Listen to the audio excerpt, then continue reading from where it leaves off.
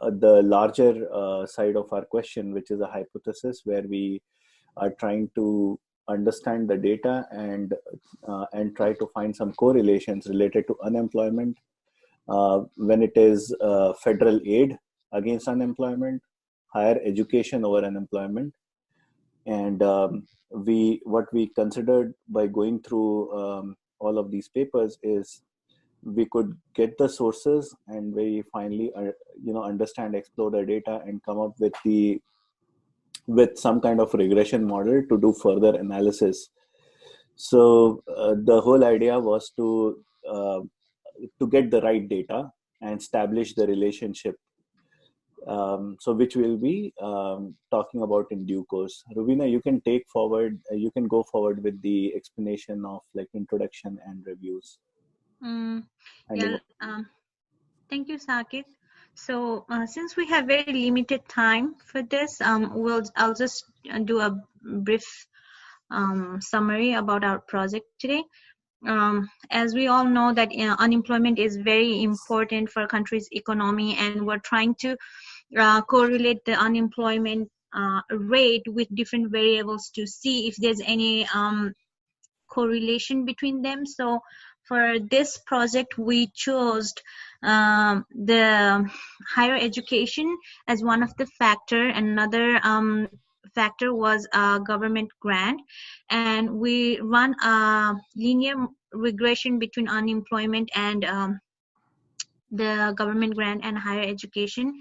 And we also used other factors to see if there were any to see the cross validation and the relationship between those, like the per capita income and tuition fee between public school and private school. So after running all those factors and variables in R, we found the different results, and I think Saket will be able to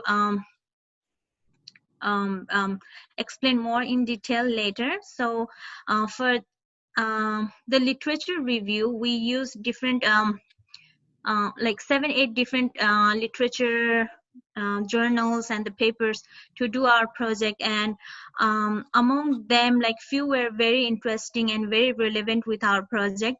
One of them were Riddle from 2011, which also says that education plays very important role in re-employment among the young adults. So those was one of the very important criteria for us. And another one was from the Jimmer from 2016 journal. It says that, like, the people with master's degree and higher has twice as much salary as than people who does not have a college degree. Even the job employment is of same level. So those were very interesting journals that we found, and their data were very relevant, very professional. So we use those as our reference for this project.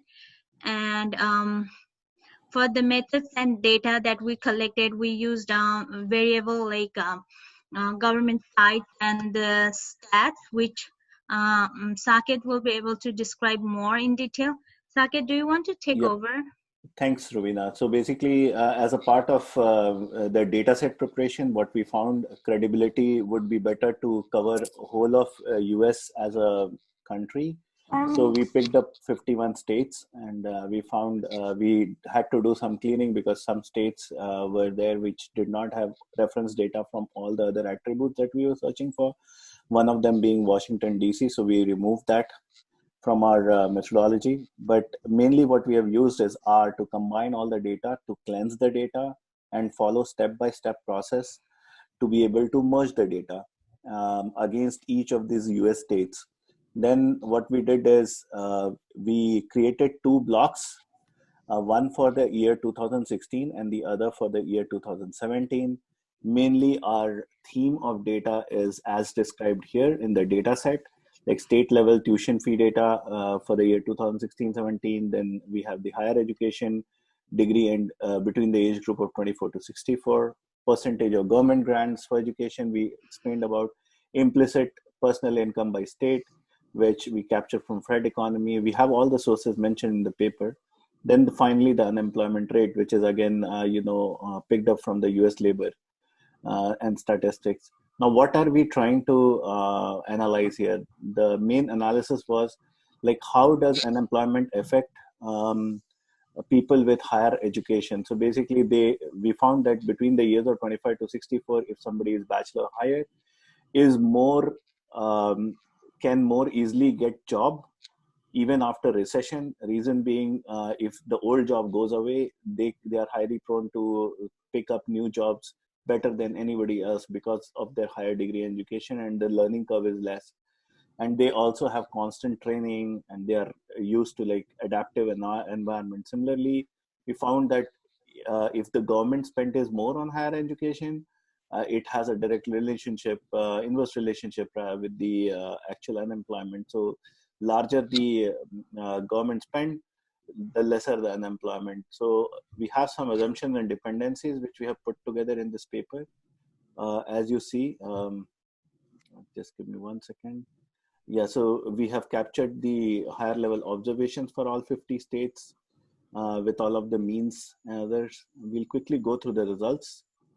And the results show a strongly negative correlation compared with the people of bachelor degree and higher in education, which you can see here, p-value being 0.03 and Pearson's being minus 0.02, and this is for the year 2016.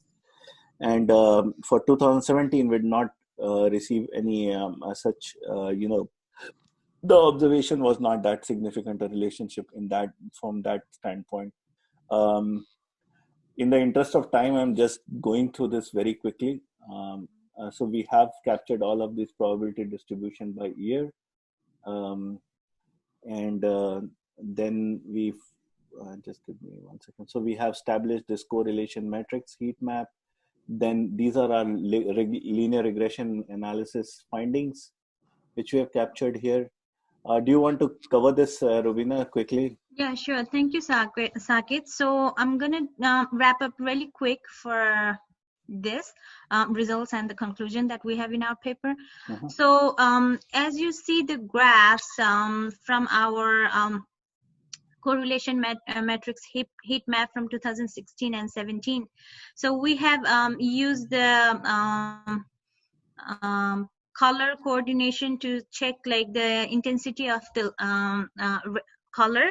So as it gets darker to lighter, that's how it's showing the linearity between all these factors. So if you see the unemployment rate and the education and the federal grant, like it goes from top to bottom. So that we're concluding it's very strongly inversely correlated with both education and the grant. And since 2017 had the and 2017 grant was less than 2016 grant, right? Our Yes. We had that chart somewhere in our paper as well. The rate of change of the grant, which means 2017 grant was less than 2016 grant. That's why the correlation was a little bit less compared to 2016, and we were also able to conclude that if the government grant increases, the unemployment rate decreases as well.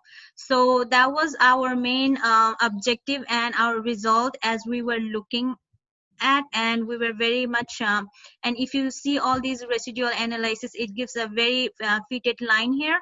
So that's very convincing that all the models that we run were accurate.